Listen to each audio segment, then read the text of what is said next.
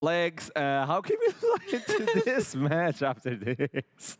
All right, so this is the battle. Bring him back, bring him back, bring him back. Bring you back, I'm bringing you back as well. Okay, this is the battle of the two academy teams. Astralis back in spring replaced Fnatic, who left us for Superliga. We also how this went for them. And now they're our second academy team right next to JDXL, and their spring split. Kind of disappointing. They didn't necessarily do much. We didn't see them being extremely proactive in the early game. Unless their draft was like completely superior, they couldn't necessarily execute. Their macro didn't look good. Their communication didn't look good. It's a completely different Astralis right now in summer. They replaced the support. They have Kiba in. I think Chrisberg and Kiba look extremely strong down the bot lane, and then the rest of the map is finally falling into place as well. In terms of stats... Are you crying? Kinda. I'm trying to keep my cool. I'm sorry, but, I didn't know what I was saying. Was that sad? No, because I'm Fnatic, trying not to laugh more. I get it. We lost Fnatic, but it's not that tragic, okay? No, it's about, okay, Astralis is also at first place in almost every single stat. Okay, they had a shaky start on the summer split, but they're looking really, really good. And JDXL do show some windows where teams can get in and shake the game. Is this something Astralis can explore? Yeah, no, honestly, I think so. I feel like under Vendetta as well, if you remember Tricked from last year, that was kind of their style. They were very much on the map, looking to punish like map movement things, like macro mistakes, incorrect lane assignments, things like that. So if JDXL aren't on top of their game in things like that, ensuring that, you know, they're having Eminez or Venza on the correct sides of the map so they can get their resources, Astralis will, I expect, to be very quick to pounce on that under this sort of new philosophy that we're seeing from them, from Vendetta. And I think in general, Taxa and Senkox have looked a lot sharper than we saw from Spring as a duo. I think if anything, even though the partners from Dusty and they're coming into JDXL, I think the bot lane for JDXL is the most vulnerable part. We've seen Venza and FGG have multiple deaths at that level 3 to level 4 mark, where they overextend, where they overchase, where they don't respect the wave pushing against them, and they get instantly punished. And if Taxa is in a day where he's very, very, very active, like we've seen him, potentially on something like a Viego or a Lee Sin in the early stages, it could be something that they could potentially punish later on towards the bot side of the map, and especially if all the kills land onto Chrisberg, then ding, ding, ding, you've got a recipe for success. That's exactly what I want to focus in. As soon as we jump into Champion Select, it's ready to go. Both teams, the Academy teams, are fighting it off. One team to stay undefeated, the other one to jump into the top of the standings. We have coaches ready as well. As we know, Torok can be a little unconventional as well, but Astralis are looking to dispatch, and I want to know what they're going to pick. He really does like to. He's a free man. He's a free man. It's a free spirit. He's a free spirit. We've seen some very bonkers things. We even got Voodoo out of him. Sometimes the drafts are free as well, you know. Okay, so yeah. free. Yeah, free from the opposite point of view. Yeah, exactly. So yeah, I think we'll see what we get out of XL today, how standard they want to play. I'm actually kind of curious, whilst there's like loads of matchups to look at, right? Whether it's Chrisberg into Venza, or the mid lane, you know, Senkox looking a little bit sharper into Eminez. I'm kind of curious how Carlson versus Kreis will go, because I think Kreis has really been on fire so far, and Carlson, from last split, it was either he was on fire, as in literally his lane was going down in flames, or he was actually, you know, looking really insane. The fire. I'm gonna pull you both down all the way to the bot side of the map, because I feel JDXL's game from Monday really haunted them. The Renata and the Lulu down the bot lane completely untiable, but this also means to me Tristana. It could possibly be a B1 Tristana flex towards mid lane for MNS. Give it to Venza. He was really successful with Tristana back then. And then you've taken two of the key enchanters that could potentially go down the bot lane and completely block Tristana out of teamfights later on. The second she dashes in, never mind. Ayaya, snip, snip is up and available. Kreis is going to yoink that one. Yeah, all right. So Kreis on the Gwen. Carlson could snap up GP in the first 3. Whether he wants to do it super early is definitely kind of just up to Astralis and whether or not they're going to prioritize anything else. The Lulu's down. Will Astralis look maybe towards the Karma? That seems to be like sort of that secondary monster enchantment on the patch right now. We'll just see a hyper carry. We'll even maybe see Tristana taken away on Chrisberg's side. Senna as well. Plenty of options. They will take the answer into Gwen, but it's going to actually be the Nara instead for Carlson. So curious to see how Astralis will want to draft either. I'm expecting now away from the top side. When you pick Nara, typically, unless it's a lane bully lane, you're not really going to look to play towards it frequently. This kind of screams to me that Astralis is ready for potentially down-picking Nocturne here. He picked it on the first week as well. Wukong is banned, Viego is banned. All of these sort of more pure junglers still exist in the game, but they're not as strong into Nocturne, and especially if you have Lights Out, it would pair up really well with the Senna as well. You dive into the back, you've got the Senna ultimate to come your way. Venza has played a lot of that Senna as well. You could potentially expect something like the Nocturne. Yeah, and I don't feel like that read from Astralis is too far off because they even took the Zaya after the Nav. Exactly. I think they were really buying into, we feel like Dan is going to take up Nocturne. They've got one part of that puzzle with the Senna. Will they want to go for it? It seems like with the Hover, I expected to get Nocturne after the call out, to be honest. And they're still going to be willing to take it into what is a pretty strong sort of foundation for anti-dive. I think Taxa now, I would expect maybe something like Lee just on top of that, to be honest, to try and just match that. Or, ooh, I mean, Diana's a risky one. I don't like to talk about hovers too frequently, but I think especially on 12-10, Diana was one of the harder hit champs. Trundle could be pretty interesting, but I would expect something that is super anti-pill. Lee does lean into that more for Taxa, but instead actually securing, I think, the mid lane pool here, very important for Senkux, because now he gets the opportunity to ban away some of Eminez's more prominent mid-game or early to mid-game champions, maybe something like the LeBlanc or even maybe the Vex on top of the dive. Yeah, I mean, when it comes to Eminez, you're like, we're just gonna have to pray that the champion that we pick mid lane is not gonna be too diveable, is not gonna be too exploitable, because this guy can bring anything under the sun. It's obviously going to be an AP champion that Eminez is gonna be piloting in the mid lane, especially since you have Nocturne in the jungle and your Senna already locked in. So we could potentially be looking at something like the LeBlanc that could get banned out. It's really good with the Nocturne, Lights Out, you don't know where this assassin is jumping in, but as well as something like the Akali. Also really good at jumping at the back, because right now, yes, I'm seeing a Nocturne, yes, I'm seeing a Senna ult, but I'm just missing one more component that will dive into the backline together with the Nocturne. And yes, you'll take the first ultimate from Zaya, but then somebody has to pull down the execution. We saw the Akali on the first day. He popped it off. He can play the Vex as well.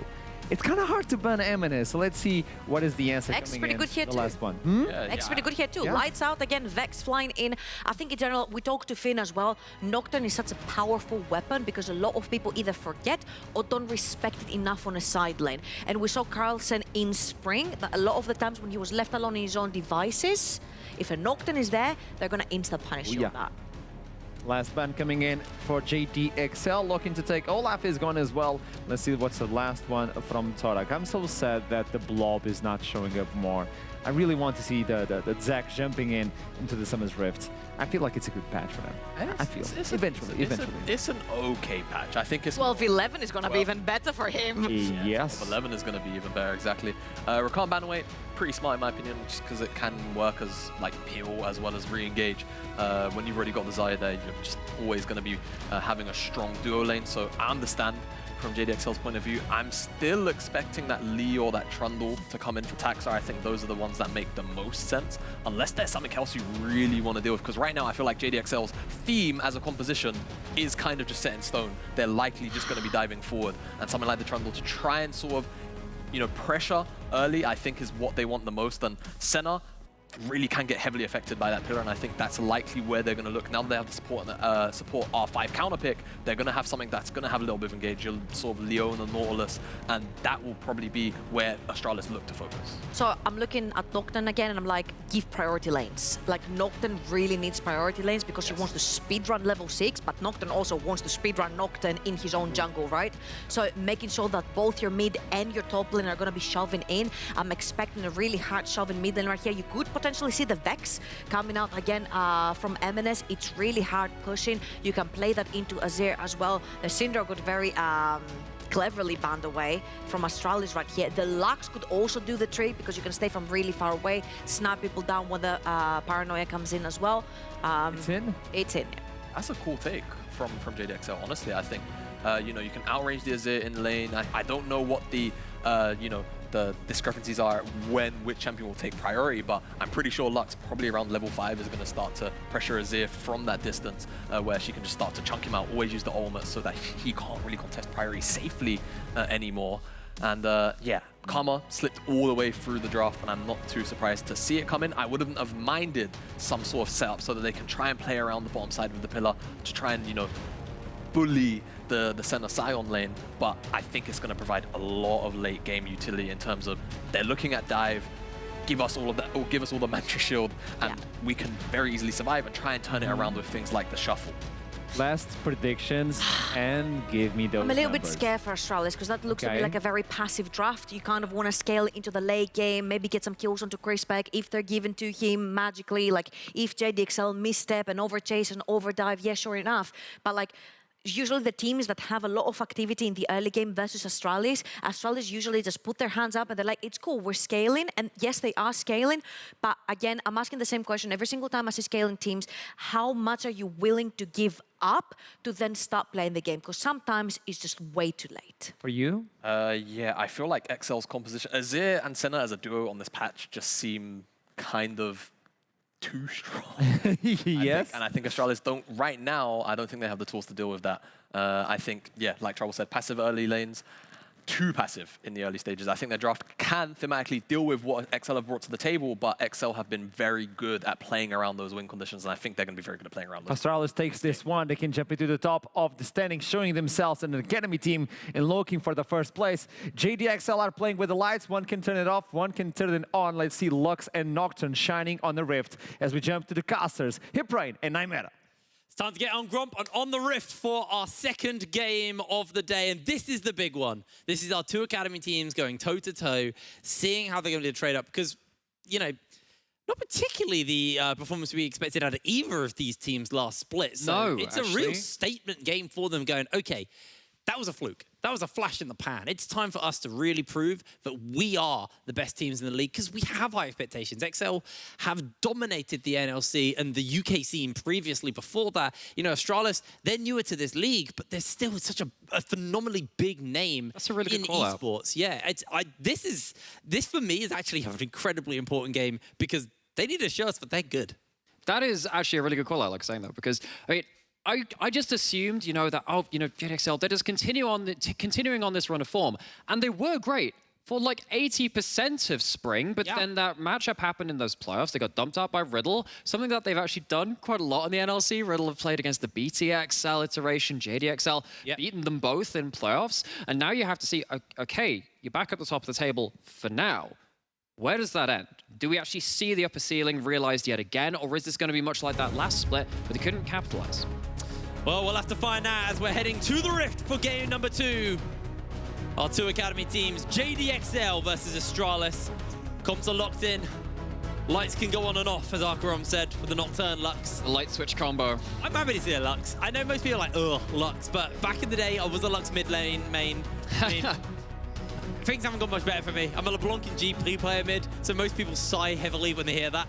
So, you know, I've always been that guy in the mid lane. But speaking of that, Lux, because we should probably just spend some time talking about the bit of the off-ball pick. I feel like this is actually a really good game for Lux if you don't die early. I mean, M&S going to very, very easily step away from that Karma Q.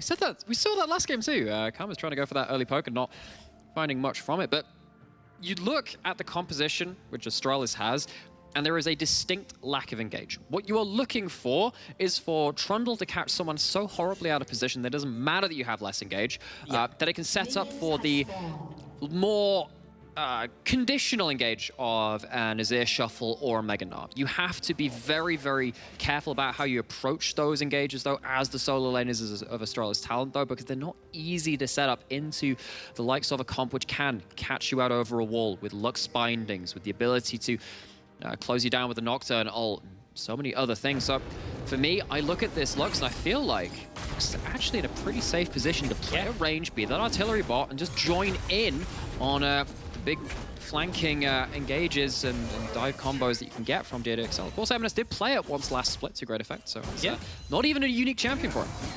And interestingly enough, it's pretty much the same bot lanes we had. Obviously, instead of that mage in the bot lane to go with the Senna, it is going to be FGG on the Scion, but still that fasting Senna versus the Karma and the Xayah. And what we saw from Mervs was, you know, a moment of a glimmer of what this actually should be able to do. So kind of eyes on Chrisberg. Chrisberg is a player who's been on the scene for an incredibly long time. You know, earned that veteran status in the UK scene. So the question is Chrisberg going to be able to pilot this better than Mervs? I'm going to say probably so, but to what degree is the real question for me. And I do look at this Zyra and I think, okay, this is the good part of the comp from Astralis, where actually, if you're not playing around your ranged center Lux hyper artillery combo with railguns and light beams afoot, I mean, if you're diving onto the Zyra with Karma Shields, with Trundle Pillars, with the Zir ults helping buy you space, that's a great place to do damage. So I think just in terms of the champions on the page right now and on the Rift, feels like Chrisberg is going to be much easier to time things than we saw of the Zyra in the last game. Do you remember when Lux had a couple of changes? Which ones? Well, the ones where hopefully she survives, as M&S has had to pop the flash and the ghost to get away, is going to be able to do so. And Venza also loses a little bit of health, but going back to Lux, do you remember when her ult used to have like a micro reset on it? Well, it was more than a micro reset for a little while. Percentage, wasn't it? It was a percentage reset. When you got to third rank on it, it was like a 10-second cooldown. It was absolutely ridiculous. It's already like, I think it's like 32 seconds at like rank 3 now, so it's already quite a short cooldown ability. So it was a bit of an odd one to give a champion who really didn't struggle to get their ult up.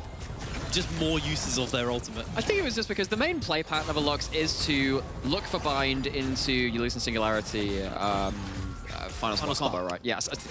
Okay, I'm going to try to show off. Remember the names. Failed at the last one. But either way, you're looking for these big, full, press all your button one-shots. And it's very, very important for Lux to keep doing that as... well, durability patch, thank you very much there. Kiba's going to take a fair amount of damage. We're not going to go down on that one. But yeah, I do think that this Lux is going to be a very key part of this composition from JDXL. We talked about poke champions in the form of the LeBlanc last game, being in a position to do similar things. I feel like Lux does that in a similar role in this one. Actually, doesn't matter if you one-shot, even if you are just poking people out, you're getting large value in this game.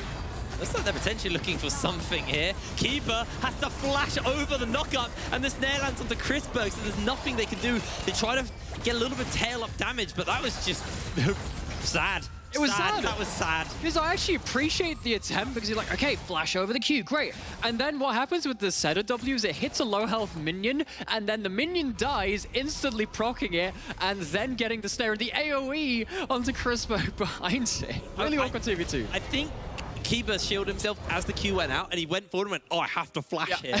And then he just flashes over, and he's like, you're following Chrisberg? Chrisberg is not following. It's like, I ran my way into this mess, I'm going to run out of it. Now has less summoners to their name to attempt the same at a later date. Of course, opposite side of the map, we see this champion, which I honestly didn't expect to see on the Rift at all in this patch, because Gwen is so absurdly strong. Now, Carlson has been, actually, in terms of laning phase, one of the better individual top laners that the NLC's had to offer, even as a younger player in this league. But Kryze has probably been the best one of that. And giving Kryze the best champion on the patch, probably, I would say, out of all roles combined. That is how strong Gwen is. With a player with such a prestigious name tag on top of it, it feels like this is going to have to be a statement game from the top laner of Astralis talent to really justify doing this. Yeah, it's going to be, it's a bit of an uphill battle in that sense. But, you know, Astralis, they might leave this Rift with some groovy new haircuts. We'll see. Well, I'm kind of more concerned if that Scissors ends up around somewhere a little bit more vital in this game, because Gwen does damage. And one of the big problems with not having a huge amount of engage is that what's really going to pop Gwen W when you're not wanting to? Because I'm looking at the way these fights are going to transform later into the game. If Kryze gets to be in a position that they want to be with the W in place, Astralis is going to really, really struggle between that and the Scion to reach the targets that they want. Yeah. Oh, well, Dan's coming in, looking for Carson. Does catch him with the Q, but not going to be able to achieve too much more. Meanwhile, the pressure they have been able to get from himself in the bot lane, Astralis can now turn into that dragon. Going to get him Crab. That's not as important. Going to be a Cloud Drake as well, so looking like we might get a pretty interesting soul here. Going to either be that Ocean, that Mountain, which is the least interesting, or the Hex Tech Soul. And I think in this patch, the Hex Tech Soul actually might be my favorite, because the ability to stick to people and chase them down, in terms of the people soul, are harder to kill. It's so good for like continuing a chase. And the map is also just really intriguing, because what we saw last game was an example of a top laner knowing how to play side lanes, just kind of instinctively, right? Knowing that this is when I back off, this is when I push. And having Hex Gates really messes with those inbuilt, those honed instincts which you've had for so many seasons at this point in the case of all the players. I actually think Mountain Rift this is going to be really interesting this game if we end up rolling that too, because you look at the amount of champions which Astralis can play through choke points, you look at so many champions inside of JDXL that can do the same. That would actually change the way this game plays out in fairly important ways too, even if the Soul, as you're rightfully saying, maybe tones down the action just a little bit too much. Well, yeah, I just... No mountain, no mountain. We've got enough resistances. We don't need more. This man does not want to go on a hike. No, I don't. Actually, I quite like a walk. We had a walk. Not too far uphill. Maybe like hill dragon. Actually, I lived at top of a hill. At top of a hill. I lived on top of a hill when growing up, so I'm pretty used to climbing up and down hills. So I don't really mind it. What are you guys doing at home? Let's find out, shall we? Oh, no, we're looking at a duck. I appreciate duck. that. Let's see what's going on. Well, you can be... That's my button. You gonna work? You see, all right, don't worry, the you button see, didn't you're not the person that decides that, because the duck, for those of you that don't know our resident duck here, that is actually an eldritch being, a Soth. You look into those eyes, and it ain't normal. I'm telling you, that duck's up to something. And he's decided today that you're not pressing that button. It's not going to do anything right now. Instead, we're going to see a Herald go down. Is that interesting enough for you? Yeah, actually, that is interesting, because Astralis have been very proactive on the map. They've been able to accrue themselves, you know, the Dragon, the Herald, and this can lead into these gold leads. They've only got a 100 gold lead right now, so it's nothing significant at the moment, but where they're going to use this could set them up into the next Dragon coming up in 3 minutes' time. This is something that could snowball away from XL unless they find some kind of an answer. Now, Dan is level 6. That's the big thing for me. Paranoia is available. Okay, that is huge, because of course that's one of the big power points for JDXL when you are playing around that semi-global ultimate, diving onto those side lanes, see if Carlson can end up surviving to a certain point. But I do want to quickly jump back to what you're talking about, those objectives, because actually that's very important for what's going to happen a little later into this game, because you talk about, okay, getting that Herald, getting the Dragon. What does that mean about gold advantages? Gold advantages is one thing. Actually just getting up to potentially forcing JDXL to fight over Dragons and come into them, that fixes their issue of having less engage, and they can play around their stronger part of the composition, which is their disengage. It doesn't work if you're getting over on side lanes. Yeah, gonna get the fear off, but it doesn't actually quite pop as jumping away. The needlework is starting to do some work here. Carlson about to gnaw out, and Carlson survives! No! A double rainbow! Oh, they're both on the other side of him. They're just 2 rainbows, 0 hits, and M&S came up there with the ult because it seemed to be just that huge side lane pylon. You had that center ult too, and that didn't end up landing, and Carlson getting maximum value out of the hop, getting the double hop range, flashing out of that fist. Seriously well played under turret by Carlson, actually. I mean, this needs to be careful because Tax is coming in, does have the flash, good binding, gonna shield himself, pop the ghost, doesn't need to burn the flash, actually gets the Lumen Spark off, just for a little bit of damage. Kiba also eats a Q from down there, and MNES now flashless, so does have a world where they can be punished, but you also do have to keep in mind, has still got the flash available. So looks like Astralis now rotating members towards his bot side. Venza and FGG need to be careful as Venza actually stayed a little longer. FGG gonna try and zone him away. They get the slow, Venza flashes out, they get the root off as well. FGG gets caught up at the moment, doesn't quite land the knock-up. And Astralis, again, these ganks might not be resulting in kills, but they're resulting in summoner spells burnt, and they've got the Rift Herald. JDXL can't really do too much here because Dan doesn't have the paranoia. They do get a little bit of damage in return. Chrisberg actually has to be quite careful because Venza starting to stack up a little bit. Keeper gets the shield off and a bunch of plates over to Astralis' bot lane. And that's just going to do a little bit of pressure. This tower is now something that could fall in another kind of potential dive here. But the resets are coming in and Dragon's up. Dragon's up. Looking at these resets, what's happening with that reset? Get a Kraken Slayer in. That's where that gold's come to. You were talking about, okay, Astralis, they don't really get much in terms of kills. They get a couple of flashes showing that they really just were Marvel over DC. And Chris, but the thing is, you get that gold, and you get that extra advantage onto one of the key members of your composition in this side, who is going to be key for peeling back the later these objectives go. Actually, even with those resets, JDXL weren't in a position to contest for that Dragon themselves, so continuing to stack these up. Astralis, it's a slower early game in terms of, again, the explosive, kill-heavy skirmishes as we've come to expect in this patch.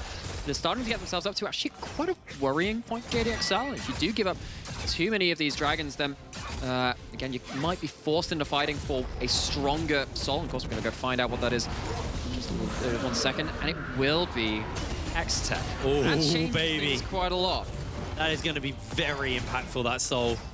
Like I said, the ability to first of all, slow people down from getting towards you, but also, if you're in a winning scenario, using it to chase down. Chrisberg, very happy with the extra attack speed. Senkug's also very happy with the extra attack speed. Same for Carlson, being able to proc that W. Sure. Oh, I mean, the individual Hex-type Dragon, insanely valuable for Azir, because it gives you some attack speed, also gives you a little bit of ability haste too. Azir uses both of those stats incredibly well. Remember, this is a champion that used to build Nash's Tooth first for attack speed, for AP, and then also back in that iteration of Nash's Tooth for that ability haste, for that cooldown reduction back then. So just getting those individual dragons, very strong for them. And that's without, as you were saying, that extra slowing static shiv-like effect from the soul itself. And that, again, has been maybe one of the larger overarching stories for what we should expect in this game in terms of how do Astralis kind of not make their lack of engage come to the fore. So you see they're playing around disengage right now. Yeah, they are actually going to throw the subjugate out here. In comes the paranoia. Taxa doesn't really want to stick around anymore, and our potential for a first blood doesn't go down. So, that's what you guys are doing at home. Well, we got a moment. It's working now. Yay! Hey, wait. Veneer owner fixing up the place so I can watch NLC at home. P.S. Veneer owner not pictured has put girlfriend and in-laws to work. Delegation, I tell you. I genuinely thought that was someone accidentally using the NLC hashtag and just like some home renovation company. I was like, oh, did we not check this one? It's like, wow, we had some great double glazing put into it. Like, that's not... Thanks, NLC Windows. Oh gosh, but yeah, no, it is great to again check in with all of you out there in chat and other places, checking in with our own ERL and seeing how you get to partake of this product. I get to stand in a room With me, isn't that great? Yeah. Would help if you weren't so stinky. It's like I even took a shower before this work today. I know, you're not smelly at all, don't worry. Not to ruin the facade. Anyway, we're back onto the map. Blue buff's going to get picked up. We are 14 minutes in. Plates have fallen off. Kraken Slayer was picked up quite a while ago. Venza has just finished up that Umbral Glaive. And it looks like both these teams are threatening to try and start something over this Rift Herald.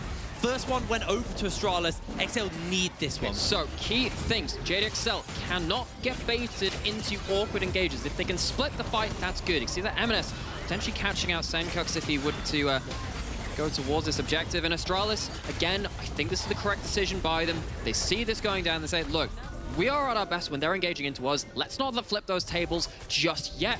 Let's just keep this away. Dan's got ultimate. They might think about jumping on Chrisberg here, although Featherstorm actually still down for a little bit, so if FGG can't line up anything more than a slow, unfortunately, and looks like just going to step away. 15 minutes. Oh boy, are we going kill. to say that a lot in this game and this patch? Welcome to durability, folks. Hope you enjoy the lack of damage. I wonder if we have a stat on when the longest first blood has been in this league. This league? Well, see if it happens in the next couple of seconds. Taxa. No, it's not doing anything. Don't curse it, man! What am I saying? Again, like, I've done so much casting in this last split, as we all have, just sitting here and watching this game. I'm sure that many people who have been watching since, you know, probably season 8 and 9 where it started to change around, where things just became more fast-paced, with turret plates, with the ability to burst out from jungle rolls and everything like that. We saw Lee Sin's one-shotting people across the game. This is actually not something we've seen in League of Legends for quite a long time in terms of this level of passive play. Are you happy, 80 carries? This is what you brought. This is your fault. This is your doing. This really was the monkey paw wish. It was. This is. You know it's going to be a slow day in the office when we've got all of these pictures of wildlife. I don't know if we've turned into like some David Attenborough show. How extraordinary. I can't attempt it. I'm not going to attempt it. He is an icon. He is. And took a lot of inspiration from his own dramatic voicing. And speaking of trying to make something, well, I'm not going to say boring, but less active to something incredibly dramatic. Okay. He is very much the king of that. We've seen many Animal Kingdom tussle through the guise of that man. Animal Kingdom tussle. I love it. That's the best I could think of. That is honestly amazing. Absolutely love it. Right. Dragon spawning up in 15 seconds, so Action probably going to be coming in. Dan's going to put the Rift Tower down to get some pressure for the side of JDXL. Everybody is mid lane. Please, can we have a kill? Hippo on one side, Alligator on the other. I'm begging you, it's going to be a final spark to go down, but not enough to get a kill. Everybody's running away. Crisis jumping over the needlework. The paranoia is going down, and Chrisberg actually presses the Featherstorm out, gets the blast gun over the wall. They've got the Gnar, they've got the turnaround. They might be able to find the kill. Dies! Kiba finds the kill. Everything thrown down to kill Venza. It takes 17 minutes. It takes pretty much every ultimate on the table to achieve it, and about 30 seconds of fighting. Even after that, Astralis don't feel particularly engaged to go elsewhere. But again, Astralis are playing to their comp. They don't want to engage. They want JDXL to come into them. That's where they want to play. They're continuing on those lines. Look at the health bar though. MNES has his ultimate back up already. FGG going to get caught out for the moment. Dragon going low. And there it is. Looking for the final spark. It's going to land. Almost kills Taxa. God damn these resistances. Someone's going to have to call up the Grim Reaper and say he's out of a job. No one's dying. The mortality rate of Summoner's Rift is it's only on jungle camps and minions. Champions are apparently no longer allowed to be picked up by the dark hooded guy on the side of them. But we can see, again, this is the combo you're meant to be playing towards. And this is the one carry you're meant to be seriously hitting. This is it. This is it. Didn't have a stopwatch at that point, and they land a lot of damage onto them. But it's just not enough through Karma Shields. Through, again, the increased durability we've seen from patch 12.10 just recently. And after that, it just felt like JDXL, they'd used their firepower and they had nothing left to play with. Yeah. Even with 2 Lux ultimates connecting as well, not enough damage now. We do have to be a little bit careful for the side of JDXL, because 4 minutes away, that soul is coming up, and we've spoken quite a lot about how valuable it is, but it is so close to being up and available. No towers have fallen yet, either. We've got some blinking health bars on towers, to be fair. This top lane tower pretty low. There was a charge in the mid lane from the Rift Herald as well, but Dan put down. So, as you can see, just under half HP. So, I feel like these towers may be a big swing in gold, because if you look at the top side of your screen, gold is pretty even across the board, even with Astralis having that first blood under their belt. I think what that means is that, you know, we get towards a soul fight, you have to hard commit on that. You don't have a choice at JDXL, which is why we called it out a bit earlier, saying, okay, well, Astralis, you don't have much engage, you want to play towards disengage. Dragons help you do that. And then also the Baron. The Baron's the one which actually doesn't matter about the early game setup. If you give up a Baron as either of those teams, those turrets, as you said, are going to bring so much financial power to these teams. And Astralis Town, currently in River, this is again actually one of their more dangerous moments where you don't have your full phalanx set up, but JDXL can't pull the trigger, don't quite have the vision control and damage limits to, again, overcome the even partial disengage from Astralis Town. I'm a fool. I didn't realize bot lane tower had actually gone down. Chrisberg dodging out on the binding, has got the ghost popped and the flash available, so should be okay. Dan's waiting in the wings with that paranoia. If this binding lands, it could be big. Looking for Taxa, but Taxa able to avoid for now. And something we haven't really talked about is this jungle matchup. We haven't really had the opportunity to do so, but Dan versus Taxa, a matchup for the ages, really. 2 old school players, and Dan making it happen. The paranoia will connect as the railgun comes in. Carson's about to gnar out. Can he survive in time? No, he can't. But they're able to get a kill back in response, and Cries trying to sustain up with that Riftmaker. But Tax is doing a lot of work. Cries healing up off the minions as much as possible, but he is oh so low. One more bite from Taxa, and down goes Cries. And if this isn't working as JDXL, will you commit 3 ultimates onto a side lane turret? You are in dire straits as JDXL. Again, see Gwen trying to get this run down play. The Sentinel actually lands this time. The damage and the shield both coming into the equation, and it still ends up in a one kill for 2 death traders.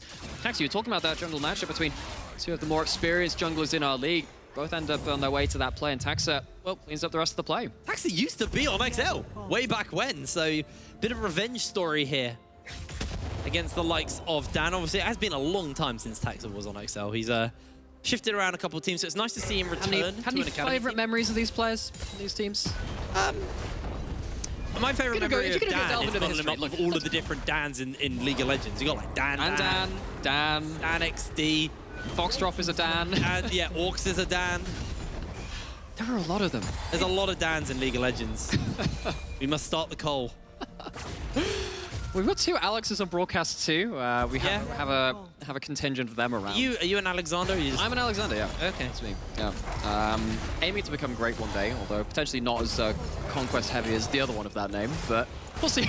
See what happens when I'm done with casting. Let's see how it goes. Chrisberg gonna have to pop the ultimate as FGG might find himself caught out here. The pillars are doing a fair amount, but not gonna catch him out with the feathers. And remember, this is the fight for the dragon. 37 seconds until it comes up. Cry's gonna step forward. Senkox has to jump over the wall just to get a bit of a zone away. Now, it's JDXL who have control of the river and this particular area.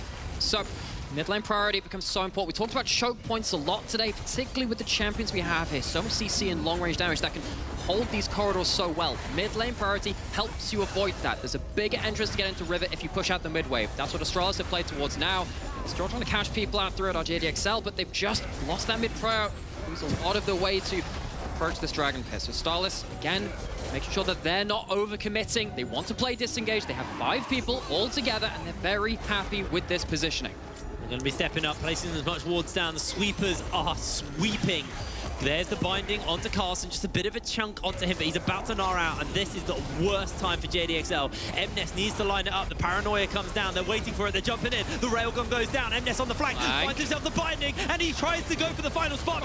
He's giving it a dodge away for the moment. Senkox gets the shuffle back as there it is. Carson's going to go down, and Cries is popping off. Finds himself a triple kill. Cries playing that absolutely beautifully. And Gwen is just too hard to deal with. You can disengage all you want. You can try and peel back. Cries, hops over the wall and says, you do not give anyone this champion on this patch. Least of all this player.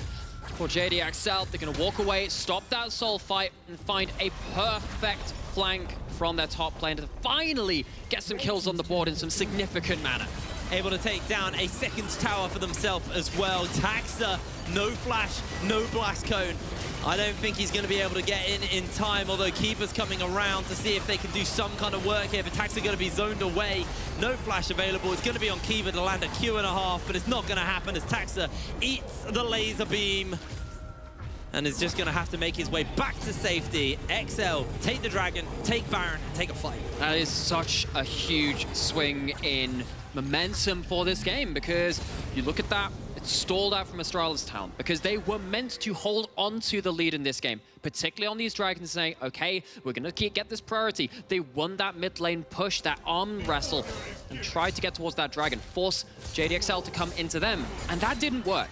You don't actually get a chance to do that very often in this game from this point, because you now have to play against a lot of these towers going down, because that Baron buff's in play. They need to try to make sure they can hold on to something on this map. Catching out Cry's hit would actually be pretty huge. Yeah, they're jumping over, they're looking for the shuffle. Cry's able to dodge away, puts down the W, got the needlework. Dan's coming in with the paranoia to try and find the turnaround, and Cry's giving everybody a haircut.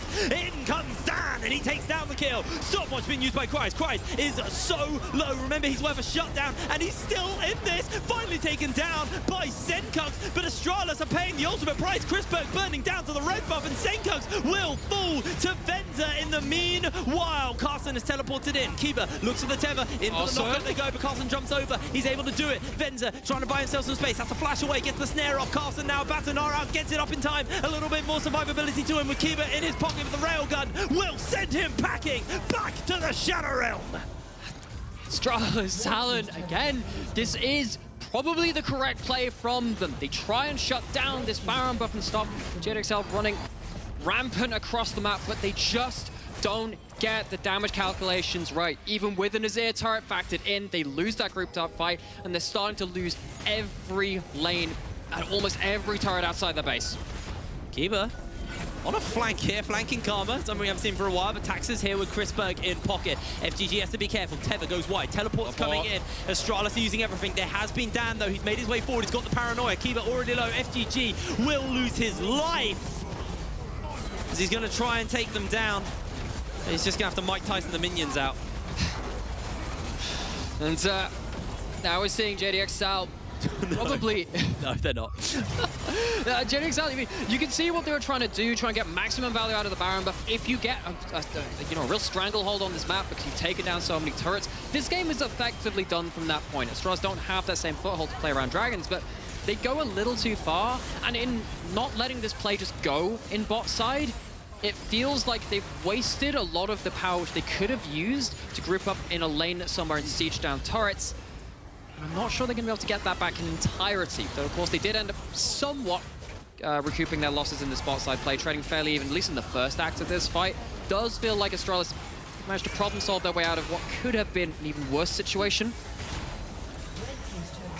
Could have been, but it was still pretty rough. XL, Still pretty bad, it's just not doing a worst case very good scenario. job here. Yes, it could have been worst case scenario, it wasn't. They even forced a teleport here, but they did at least get their answer back onto Venza and FGG.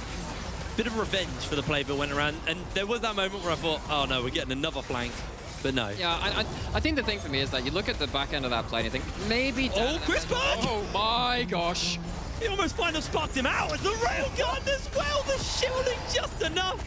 Damn you, durability patch, damn you! Thank you, Mr. Durability, says Astralis. Talon, Eddie Carry, hitting the 3-item spike, none of which is magic resist, none of which is sustained, and it just doesn't matter, at least for now. M&S, of course, picked up that that Magi a little earlier into the game, because if he's like, look, I'm not dying, none of the carries are dying, let's see if we can get one pop-off fight. Extra damage coming through from this Lux build could pop at some point. That tower going off in the bot lane was unreasonably fast from Cries. Terrifying. I thought Rock beat Scissors, but apparently not. No one has got a Tooth of Nasher strapped onto it, apparently. If that changes the matchup. Not really here for pros, rock, paper, scissors. I haven't really done my VOD review on that game yet. Maybe next week we can go bring up some of that. But again, Cries, speaking of jokes aside, is a serious split pushing threat. And Yep. even with the end of the Baron buff at this point, JDXL walk away with, as we said, was so dangerous for Astralis Talon, very large map control. Dragon is up, Dragon is just going to be down, probably. Yeah, Dragon has been taken by Cries on his own.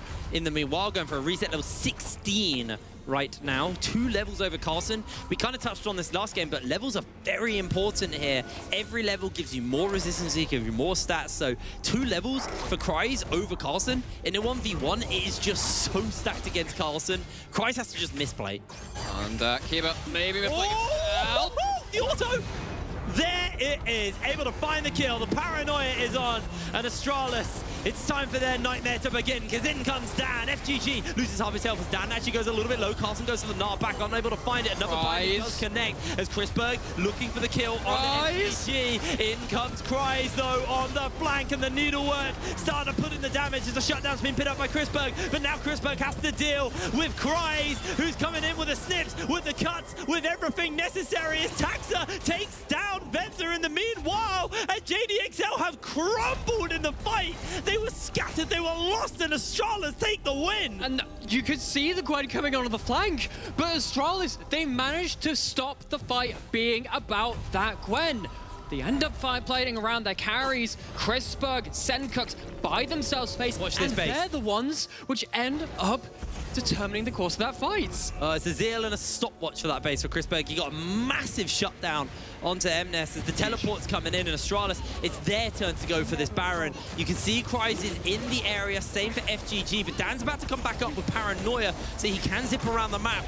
If JDXL want to go for a denial, an attempt, but it looks like they're going to just have to give this up, step away. Astralis quite happy to take this Baron for themselves.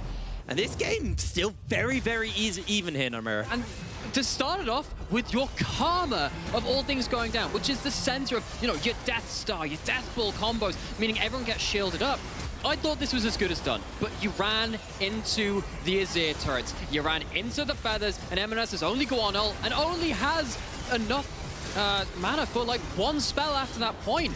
Really, after the karma went down, it felt like the only damage left on the table was the Gwen, who's hitting like one target at once over in one position, and Venza gets shut down. JDXL, maybe they took too many angles in that fight. They tried to get too many flanks and they couldn't get everything down the front and center, where the front to back sometimes can favor their carries. I think, honestly, Dan going on Taxa was probably the biggest mistake there. He paranoid into Taxa. He could have gone for Chrisberg. Obviously, Chrisberg had ult, but forcing that ult out early can be the difference maker for how Astralis make their decision. So difficult, right? There's a lot of factors in that fight that I would love to look at.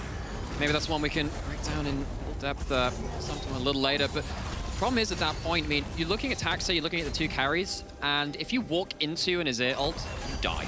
Yeah. You do not get to have a second say about that. At least there is a stopwatch now as some damage does go into Taxa, but you go into the Feathers, you go into the Azir wall, things are not looking particularly happy for the Nocturne, and he doesn't have that many dive buddies. You have ultimates, which are kind of like a little bit of a helping hand from teammates across the map, but if they've been used elsewhere, it really becomes very difficult to shut down these carries. You're waiting on M&S to find these miracle picks, and he doesn't even have those Magi stacks we talked about anymore. Got shut down by Chrisberg in that last fight. The Lux working around these damage limits. We saw how hard it was to actually 100 to 0. That limit again became just a little bit harder to play around. You do have the Horizons focus, you do have the Void Staff, and obviously the Luden, so there's a lot of damage. It's just pen as well. On 12-9, I'd say, you know what, that's people dying. 12-10, level 16. That's 16 bumps of additional stats you wouldn't have had. True. Last patch. Also, of course, the base stats increased on that too. And M&S looking for those flanks, looking for something, catching people over the wall, but Astralis playing very disciplined right now. Carries it safely behind their front line. The pillar there for disengage. Karma shields with the Moonstone and the Redemption as well. Just keep them topped up. Astralis talent, again, they don't have to take risks, so they're not. They're playing it out the way their composition is meant to, and they are being rewarded for it currently. They are. The question is how much are they going to gain with this Baron? Because they've used a fair amount of it, and they've not really done much with that Baron. Yes, it's bought them time, it's bought them space, but you are into Venza, who infinitely scales. You've still got MNS, who at all points now will be a threat. It will be able to just chunk someone out. This is a key moment, because Astralis are currently resetting and looking to get back towards this dragon. That's going to be the real key moment in this game. Can Astralis force JDXL to once again engage into them around this dragon? They don't have vision control right now, so they go back to the tried and trusted mid lane push. And walking back into River again, the safe, wide openings, not content to go through the chokes. JDXL, again, throwing out those skill shots, looking for anything. It's on a short cooldown, it's fine. They look for a knock-up. Carlson's about to pop out there. They actually get the subjugate off into FGG, and that's kind of been wasted. It's Kry's on the flank. Chrisberg is almost one-shot. The paranoia is on. The chase. Stopwatch comes out, and Kry's almost finds another kill. Everybody is low on the side of Astralis as Venza starting to pop off. He's found himself one kill already. Dan super low. Kry's zoning him away. Dragon should be secured here as Kiba has overstepped, and he is taken down. Kry's finds a shutdown as well, and Astralis just crumble before JDXL. And it feels so harsh to boil this down to 3 moments, but it's a successful Gwen flank, it's a failed Gwen flank, and then it's a success to end it out. JDXL, they were pushed, they were tested, but Astralis come up short. Got a long time until anybody is up. Tax is going to have to make a miracle happen. He's trying to catch the wave, I think, here. He's got Carlson in his pocket, but Tax is already low. Dan and FGG also low. Carlson's about to get himself the Narvar up. Look at the death time as well. Everybody is about to come up, and XL recognize that. They've reset, and they back off.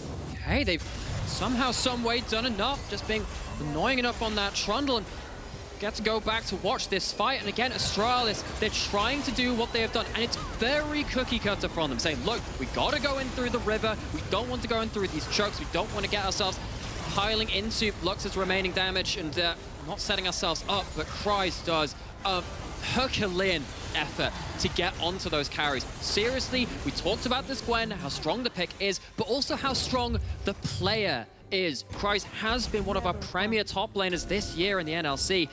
It's showing what he is still so feared on this stage. This game has been extended more and more, but the Baron coming up in 50 seconds. I expect to see more action around there. XL take back to the Rift. A needlessly large rod has been picked up by MNES in the meanwhile. Death Stance onto Dan. 4 items onto Kry's. He has the cap. He has a pot too. He's got the Elixir of Iron, gives him a little bit more HP. Also gives him some more tenacity to work with. Helps out that little trail, gives some extra. Coming in, Paranoia is on. There's going to be the Feather Storm thrown down already. Kry's waiting in the wings. There's the Dawning Shadow with a follow-up. The final spark only hits onto one, but Kry's is absolutely mincing through these health bars. Kiba has to go into the stopwatch. The binding goes wide from MNES, and Senkux throws out the Emperor's Divide, but it's not going to be enough. It's still a killing spree in response. Carlson is on the wrong side of the map, able to jump over and break away from the Paranoia. No, he's caught out by the fear, by the slows. Carlson continues to jump away as Venza on the hunt. Venza looking for the kill, gonna look for the damage. Look at that pop Can't quite find enough to kill Carlson. They got 26 seconds until Chrisberg's up. No but carries there's only alive. 2 towers standing for the side of Astralis. JDXL are looking for their final push right here, right now. Carlson's Nars about to time out. He's flashless. He can't do anything. He's looking for the rock. He can't do anything. He's going for the Gnar back, catches onto a couple of members, but it's only Carlson. The stopwatch is going to get blocked down. Attacker is just cut down by Cries. The stopwatch won't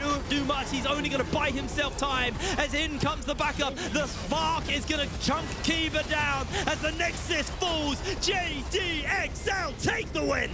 Made to work for it, and there's a lot actually of praise to go to the way of Astralis talent, because this is a game where they understood their win conditions. Not every team can do that at this level. They understood, you know what, we're not going to overdive. We're not going to play away from our own comp's identity. They stack up dragons. They force JDXL to fight into them.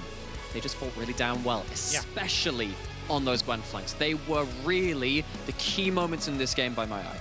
It's really interesting seeing the difference between like day 1 and day 2 of this week. The teams have a little bit more experience on the patch, and the games Maybe another scrim block or two. They've just slowed down so much comparatively. Yes, on Monday they were very fast games. It's been a very, very different feel to the games today, but they could just be, you know, slightly different games. I guess we'll see on our final 3 games, but for now it's time for us to throw over to Archeron and the rest of the desk to talk about that JDXL victory. So over to you guys.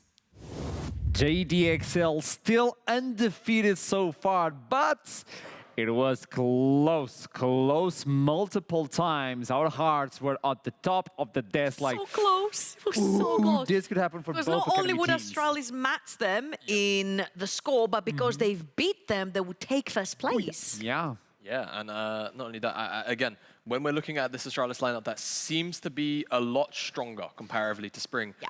The important thing realistically just is head-to-heads.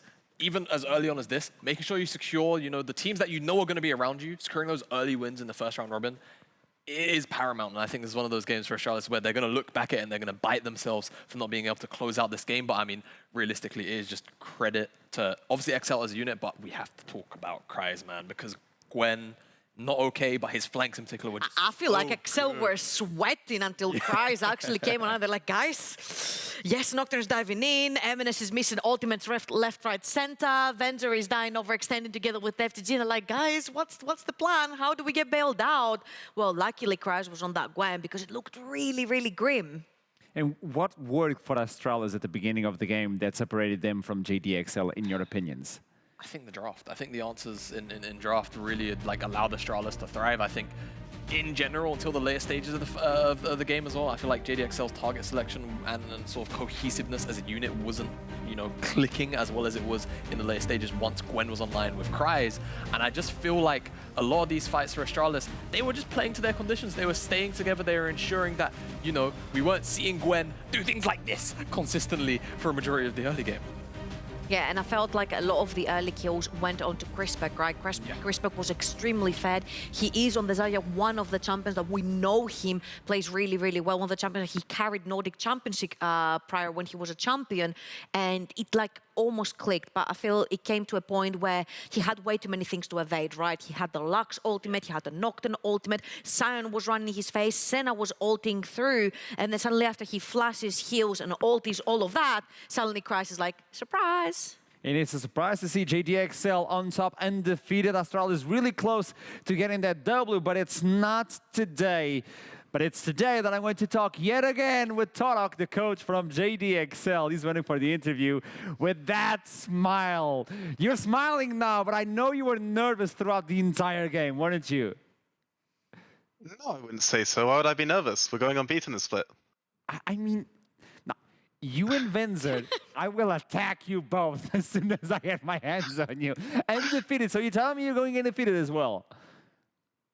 Yeah, that was, you got the memo last week, last time, right? Like that's the entire idea. We got undefeated. Like we were counting the games, Okay. that's the plan, right? Okay, tell me something. It seemed like the champion select was perfect for you guys to deal with Astralis champion select as well. But you made something called like a little bit of macro trolling. Can you talk me about the beginning of the game to the mid game? What do you mean macro trolling? I mean, when Dan could go and pick his mythic before the Dragon team fight that actually decided, no, you don't recall that. I was watching that he can't go get a stride breaker then, because then he'll be late to the Dragon, Akram. Come on now. 40 seconds to recall, use the gates, and go into the Dragon with his ultimate. I don't want to hear it from you. This is just a character. I know right? what this is. We were flawlessly playing on macro. Excel coach. He's in denial. You're in denial. You're pure denial at this point, Torok. You have to look into the mistakes. There's no denial. There's no I'm denial. pretty sure we even said in game. Okay, Felix has his mythic. Great, I'm going to base for that. And Dan we were chatting about it, and we were like, "There's no way we're making it. Like I'm just gonna have to play this fight on this item because we need position to play with our composition. We have a huge outrange on the enemy team. We don't want to make sure we're not late. We want to make sure Nocturne is able to facilitate for our carries alongside alongside Sion. Right? I think we had this all mapped out. So Okay. I'm not accepting your criticism, sir. Actually. The sign of a strong coach, not accepting criticism. Yes. Look, Torok, I want to ask you about Astralis as a team in general, right? As a, sort of speaking as a ex-coach talking to you, how do you feel they've looked in general as the other, opposing academy team so far this split, having Vendetta come in? Because at least to us on the desk and on the show, we've... You can't see it on screen. But he's falling asleep. So I'm like, Torok, I love you, mate. All right, don't worry. I will wake him up. You didn't make it your Masters last split. Can you talk to us a little bit about this? Oh, boy. I mean, well, Astralis didn't make playoffs last split, so I guess that's continuing as well, right? Yeah, well. I don't know. We're jumping at each other's throats I don't like know. this. He had to acquire the bot lane that beat Riddle, that beat them, to just make it okay. So someone has to wake him up for this interview. Last question for you, Astralis are good. Okay. Astralis are good. Okay, last question for you before we wrap this up, because I know you're feeling comfortable. You're looking comfortable on this patch as well. Is there any team you're looking at, like, we might run into some trouble if we face them right now? Well, X7 looked good, but unfortunately they already lost to us week 1, so I guess we got a bit of time. Yeah. I expected that. I expected that. He's throwing punches. Okay, let's see if you can throw those punches until the end of the split, because I have written down that if you lose a single game, you and Venzer have to make a video apologizing to me. Grab another person from the desk then, like Jamada Troublink, who's jumping in to be Akram's partner if we go unbeaten. No, I'll make a solo apology to your team. Yeah, tears, I'll make it work. Yeah. Like, it will be worth it. But I'm ready for it. Think about it, dear sir. Well, thank you so much for the interview. Think about the video you're making.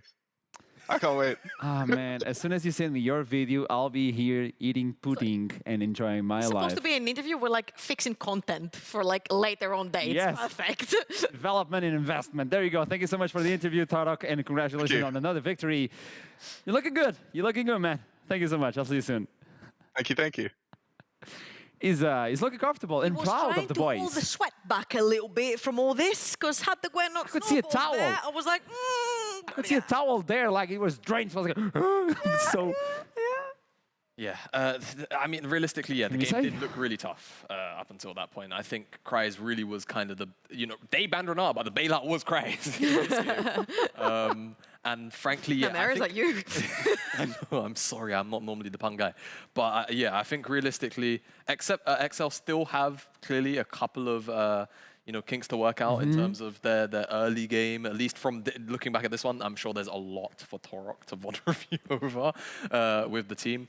But I think still you can pay a little bit of credence to Astralis on the other side. I think still their responses to what they were anticipating from XL were very strong, but sometimes a champion is just a little bit too overpowered, and it's why it's consistently banned. That's why I want to go into the champion select as soon as we talk with Chrisberg, that is waiting for us for the interview. There you go. Hello, Chrisberg.